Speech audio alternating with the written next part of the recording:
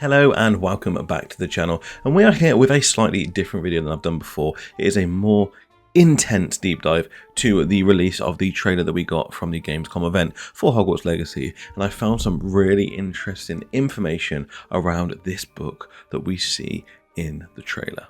Now, this is a follow-on to my previous breakdown, so I do say some information about this book in my full breakdown of the Gamescom trailer. If you haven't checked it out, please go watch that first, because it does give a little bit of background to some of the things that I'm going to say, but you can get the gist of most of this from this video, so hopefully I will cover most things so that you aren't confused if you haven't seen that video. If you do want to watch it, the link will be in the description down below. If you're interested in anything Hogwarts Legacy, then you are in the right place, because on this channel we cover all of the recent updates about Hogwarts Legacy. We also do a very deep dives into every single trailer, where I go through frame by frame and find all of the secrets within the game.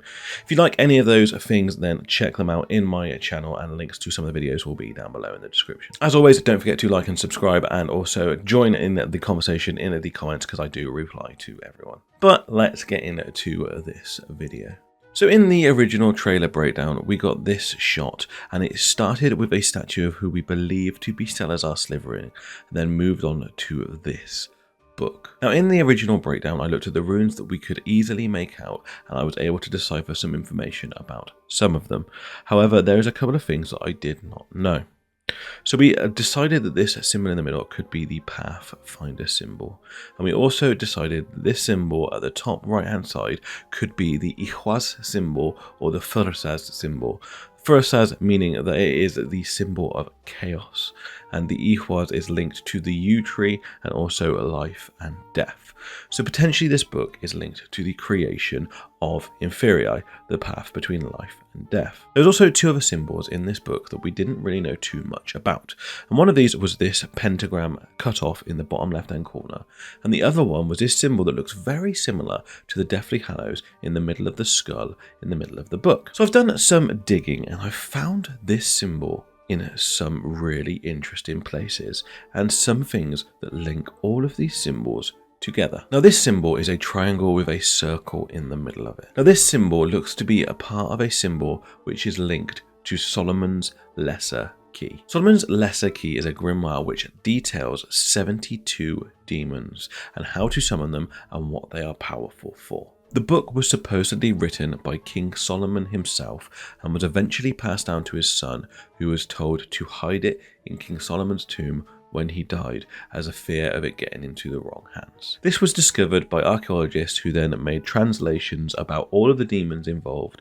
and who they are and what they are powerful for, and we have some records of this now. Now, this triangle symbol with a circle in the middle is actually a protection triangle and should be drawn around the summoner of the demon to protect them. It is normally drawn on top of a circular shape. If you look at the book, there is the symbol which is the Pathfinder symbol below the triangle of protection. This is very much similar to what we see in the photos that we get of the Lesser Key of Solomon. The Lesser Key of Solomon is split into 5 books, but the one that I found most interesting was the book named Ars Goetia. Goetia is a Latin term for the evocation of demons, summoning demons. Another link to the book that we see with the Pathfinder symbol, which relates to the compass, is the fact that in the Ars Goetia, the demons are described as being commanded by the 4 kings of cardinal directions. Amaimon for east, Corson for west, Ziminar for north, and Garp for south. So as you can see, these symbols now perfectly link up with the circular symbol at the bottom, the protection triangle at the top, and then all of the points of the compass linked in this wayfinder symbol. I think this book is strongly linked to Solomon. So I downloaded some information about this book, and there is actually symbols or runes that are linked to every single demon that you can summon in this book. So I thought I would go through all of them and see if any of them link to these symbols that we get around the edge of the book. And I was very surprised when I found this symbol here, which is very similar to the pentagram that we see in the bottom left hand corner. Initially, I thought it could be a coincidence, and I didn't see how it would potentially be linked to the Harry Potter franchise, or the Wizarding World, or especially to Salazar Slytherin. But when I started to read more about this character, more and more things came into play that was linked to the Wizarding world and Salazar Slytherin himself. So initially, let's see what links this character of Astaroth to the Wizarding world as a whole and see if he can fit in somewhere along those lines. So let's start off by looking at some of his titles and where they could potentially link in with the Wizarding world. In demonology, Astaroth is known as the Eater of Souls, potentially linking him to some sort of dementor. He is known as the Father of Executioners and one of the incarnations of death. It is also stated that Astaroth's power over men is not from the typical power that you would see from the other demons. Astaroth can teach the sciences and mathematics and allows humans to have access to the magical arts. Also, interestingly, he is known to be the crowned prince of Djinistan. Djinistan is the land of the Djinn, or sometimes known as the land of the fairies. And in actual records of Scottish witch trials, people were convicted for conversing with the Lord of Alfheim, which is the Scottish name for Djinistan. So there are actual links to Astaroth and witchcraft in the area that we will be exploring around Hogwarts. He is also known as the Chaos God of time and space, again linking us back to this symbol here, which has the Fursas element in the middle of it, which is the element of chaos. Astaroth is also the treasurer of Hal. This means that he looks after all of the magical items and also has the potential to be able to give them out as gifts to relevant people. With this link to him being one of the incarnations of death, and also his ability to have access to and be able to give several magical gifts, this links him very strongly to the tale of the three brothers. If we look at his power set, there is also links to the tale of the three brothers there. One of his powers is being able to grant invisibility. Now obviously in the tale of the three brothers they get an invisibility cloak, but it does not specify in demonology how he bestows the power of invisibility onto the mortal person. Let's have a look at some of his other powers. Astaroth is normally summoned by someone who is looking to gain influence in the world. He has the ability to grant friendships to lords. He has the ability to help the summoner when it comes to political or friendship arguments. It is worth noting that although Astaroth is considered part of the evil trinity, he does not actually give people powers unless he believes they will be used for good. He can also see all things past, present and future and will answer any question that his summoner asks of him, providing he doesn't think they are going to use that information for evil. There is one warning when summoning him, and that is the fact that he has a poisonous breath. The magician who summons him must wear a special silver ring under his nose to protect him from this lethal smell. So the rest of this trailer is based around Salazar Slytherin.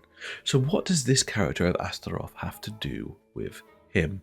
Well, actually, there is a lot of links to what we know about Salazar Slytherin. Let's start with the description of Astaroth to begin with. Astaroth is described as an ugly looking man riding upon a dragon with a snake in his left hand. So instantly there is a link to the snake symbolism that we see based around Salazar Slytherin. Now, as I said earlier, one of Astaroth's powers is to help his summoner win political arguments.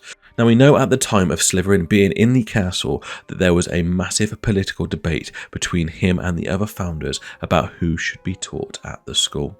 Now, is it possible that during Slytherin's time, especially the time when he was at the castle and he was looking to use powers of persuasion to convince the others to be selective about who they allow into the school, that Slytherin found this particular grimoire that potentially links back to Solomon and was able to summon the demon Astaroth and ask him to give him powers of persuasion to persuade the other founders to only let in purebloods to the school. Now, Astaroth does not like to do things that are bad and will only give information and assistance to people if he thinks they are not going to be used for evil. Now, if that is the case, then it would mean that Astaroth was probably summoned to Slytherin and gave him lots of information, but he did not allow him to persuade the others to just have purebloods in the school. Now, the one power that I saved till the end that fully links Astaroth to Salazar Slytherin is absolutely incredible, and I could not believe my eyes when I read it. It is said that Astaroth has the power to give men the power over serpents. Now, the only people we know in the wizarding world that can talk to snakes are those of Salazar Slytherin's bloodline. If he at some point has used this grimoire to summon the demon Astaroth, he has then given himself and his descendants the ability to converse with snakes.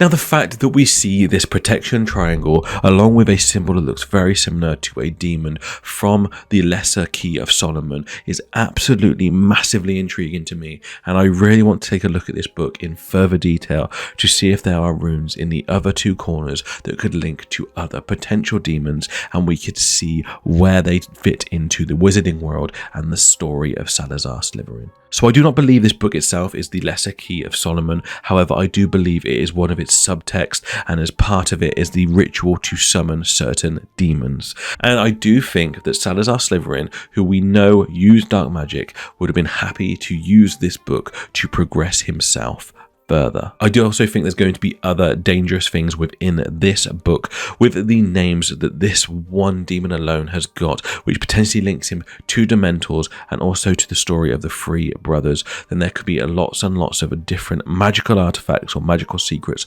within this book. So there you have it. What do you think of this theory? Do you think this book is linked to some sort of summoning spell? Do you think that Salazar Slytherin would go as far to use a demon's power to progress himself to move forward within the world? We know that Slytherin's house is based around ambition, so to what lengths would he go to progress his power? I cannot believe how well some of these elements linked up to the story of Slytherin and the wizarding world as a whole. Let me know in the comments what you thought of this theory. I do reply to everyone, and if you want to chat more, then come on over to the Discord, because we are looking for as many members as possible to get the conversation started about this game the closer we get to its release. I really do hope you enjoyed this video, but that is it for this one, and I look forward to seeing you in the next one. But until then, mischief managed.